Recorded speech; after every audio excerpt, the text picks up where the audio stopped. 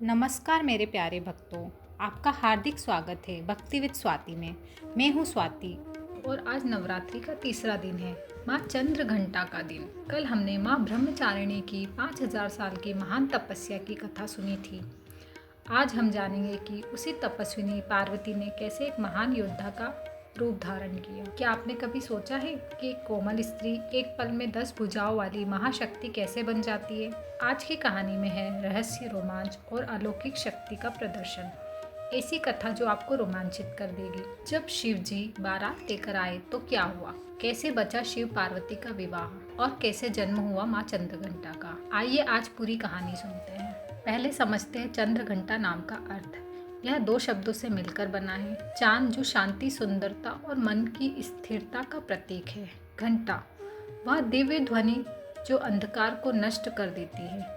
माँ चंद्रघंटा का अर्थ है वह देवी जिनके मस्तक पर चांद के आकार का घंटा विराजमान है। लेकिन यह केवल श्रृंगार नहीं है, वह गहरा दर्शन है।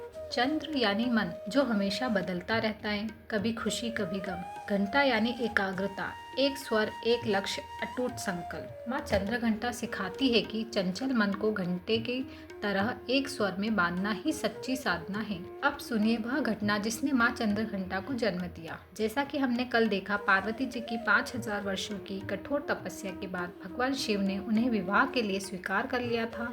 विवाह का मुहूर्त निकाला गया।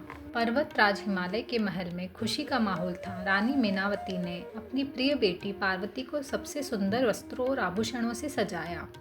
पूरा महल फूलों से सजा था। लेकिन जब विवाह का दिन आया और भगवान शिव बारात लेकर पहुंचे तो हे भगवान, यह क्या नजारा था। शिव जी का स्वरूप, पूरा शरीर चिता की राख से लिपा हुआ, गले में जीवित नाग का हार, सिर पर उलझी हुई जटाएं, कानों में सर्प के कुंडल, वस्त्र के नाम पर मात्र बाघ का चर्म। और बारात, अरे यह कैसी बारात। भूत प्रेत नाच रहे थे, पिशाच हंस रहे थे, गण और गणेश्वर शोर मचा रहे थे, नंदी बेल डकार रहा था, अघोरी साधु अजीब आवाजें निकाल रहे थे। यह देखकर रानी मीनावती की आंखों के आगे अंधेरा छा गया।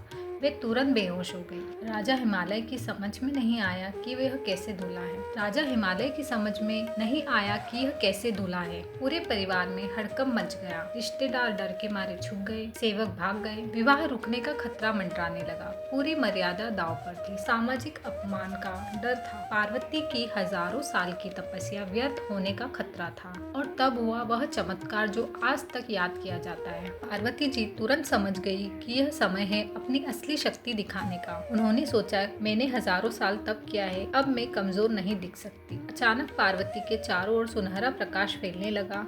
देखते ही देखते उनके 2 हाथ 10 हो गए। शरीर का रंग सुनहले सोने की तरह चमकने लगा। माथे पर तीसरी आंख प्रकट हुई। मस्तक पर चांद के आकार का घंटा शोभायमान हो गया। उनके 10 हाथों में 10 अस्त्र जैसे त्रिशूल, शिव का प्रिय गदा, भीम के समान बल, तलवार, न्याय की देवी, धनुष, बाण, सटीक निशाना, कमल, पवित्रता का प्रतीक, घंटा उनका प्रिय अस्त्र, कमंडल साधना का प्रतीक, जप माला, निरंतर स्मरण, अभय मुद्रा, डरो मत, वरदान दायिनी मुद्रा मांगो, वरदान दायिनी मुद्रा मांगो मिलेगा। इस भव्य रूप में पार्वती ने शिवजी से कहा, हे महादेव, आपका यह रूप आपकी महानता को दर्शाता है, लेकिन आज विवाह का दिन है, कृपया ऐसा रूप धारण करें जो इस पावन अवसर के लिए उपयुक्त हो। शिवजी अपनी शक्ति के इस अद्भुत रूप को देखकर मुग्ध हो गए। उन्होंने तुरंत अपना रूप बदला। नाक की जगह सुनहरे आभूषण, जटाओं को सुव्यवस्थित मुकुट में बदला, चमकदार राजकुमार बन गए। बारात भी बदल गई। भूत प्रेत बने सुंदर देवगण, पिशाच बने गंधर्व और किन्नर,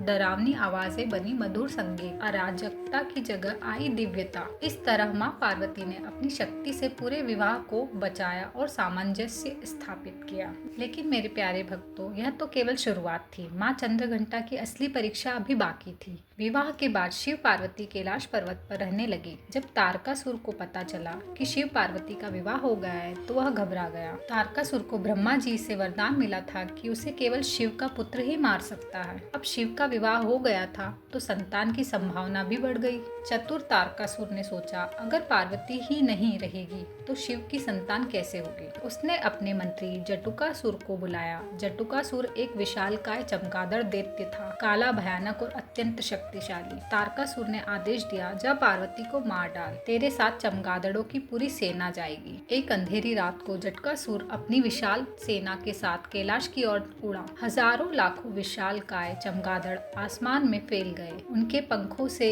सूरज की रोशनी भी ढक गई और चारों ओर घूप अंधेरा छा गया। जटासुर की आवाज पूरे पर्वत में गूंजी, कहाँ है पार्वती? बाहर आ, तेरी मृत्यु का समय आ गया है। चमगादड़ों की कर्कश आवाजें, पंखों की फड़फड़ाहट और जटासुर की दहाड़ से कैलाश पर्वत हिल गया। पार्वती जी पहले तो डर गई। इतनी विशाल सेना, इतना अंधकार। वे तुरंत शिव जी के पास दौड़ी। हे प्राणनाथ, यह क्या आपत्ति आई है? शिव जी ध्यान में बैठे थे। उन्होंने आंखें खोली, मुस्कुराए और कहा, प्रिय, तुम डर क्यों रही हो? क्या तुम भूल गई कि तुम कौन हो?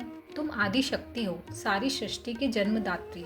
तुम महामाया हो, जिसके सामने सारे दैत्य कांपते हैं। तुम दुर्गा हो, जो दुर्गम संकट से निकालती हो। मैं यहाँ ध्यान में बैठूंगा, तुम अपनी शक्ति को पहचानो और इस दुष्ट का सामना करो। याद रखो, मेरी शक्ति तुम्हारे साथ है। यह सुनकर पार्वती के अंदर एक नई चेतना जागी। हाँ, वे क्यों डर रही थी? वे तो महाशक्ति थी। सबसे पहले पार्वती ने चंद्रदेव का आह्वान किया। हे चंद्रदेव, इस अंधकार को मिटाए। चंद्रदेव तुरंत प्रकट हुए और अपनी चांदनी से पूरा कैलाश को रोशन कर दिया। पार्वती ने चांद को अपने मस्तक पर धारण किया। तभी अचानक पर्वतों से भेड़ियों का एक बड़ा सा झुंड आया।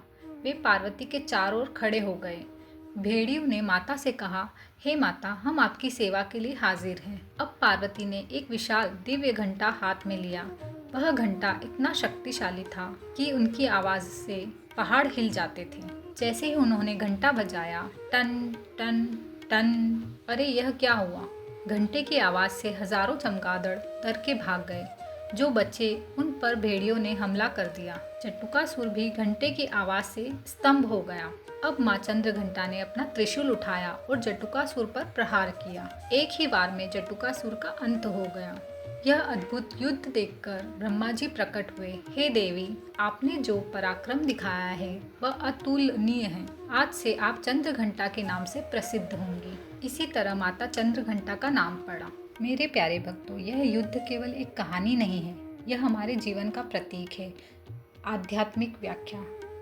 जटासुर हमारे अंदर का डर, नकारात्मक विचार, चमगादड़ों की सेना, बुरी आदतें, गलत संगति, अंधकार, अज्ञानता, भ्रम की स्थिति, चंद्र की रोशनी, ज्ञान का प्रकाश, सच्चा बोध, घंटे की आवाज़, सत्य का उद्देश्य, मंत्र की शक्ति, भेड़ियों की सहायता।